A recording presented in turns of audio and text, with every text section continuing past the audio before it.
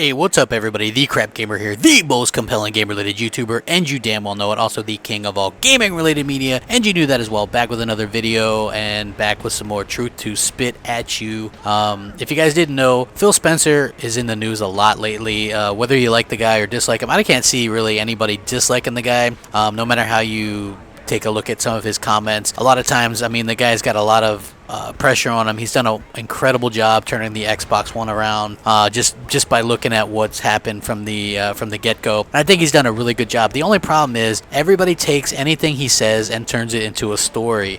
Whether you think that's a good or bad thing, I think that depends on the person. But I think at the end of the day that he's done a really good job at, kind of changing perceptions. With that being said, he said something that was kind of interesting to me, and that was the fact that, misconceptions and misinformation are still hurting the Xbox One. There are still people out there, believe it or not, that think that the Xbox One can't play used games. They think that it has DRM. I mean, to me, that is the epitome of misconception and misinformation at this late date, because we're 2 years into the console generation, and people still think this ridiculous bullshit. And it doesn't help that there's, YouTubers out there that as much as, even within the first year, were going out of their way to try to prove that the Xbox One had some form of DRM, when realistically it was just they were trying to play games without having their console set as the home console or set to offline or what have you, just to kind of give the Xbox One a bad name. And I think that that's kind of bullshit in and of itself, but you have to be a complete moron. You have to be a complete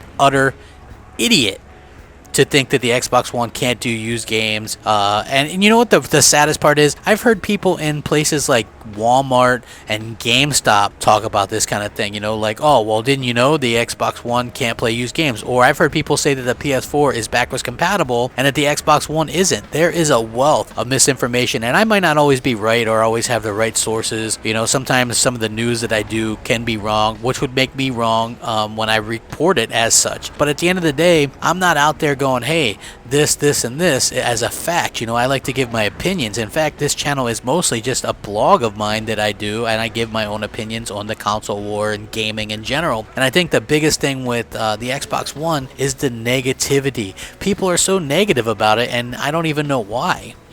What is there to be negative about when it comes to the Xbox One today? I mean, if anybody knows, say it something to me on Twitter, please, man. At @the_CrapGamer. What is there to hate on about the Xbox One at this particular time? It's certainly not resolution, because look at Battlefront, right? 900p on the PS4, and people are praising that. Oh, 900p, that's fine. That's more than fine. But when an Xbox One game is 900p, it's not fine? Do you guys not see a problem with that?